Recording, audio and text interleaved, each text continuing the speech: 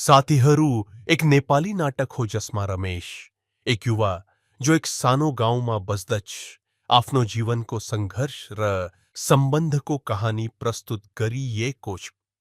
रमेशको चारवटा साथीहरू छन् प्रसन्न, અંજલિ, વિકાસ र सीता। नाटक को कथा यसरी अघि बढ्छ।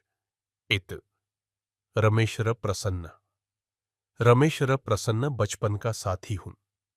प्रसन्न को परिवार आर्थिक रूपमा कमजोर छ र त्यसैले उसले रमेशलाई सधैँ मद्दत गर्ने आश्वासन दिन्छ। 2. रमेश र અંજલિ। અંજલિ રમેશको प्रेम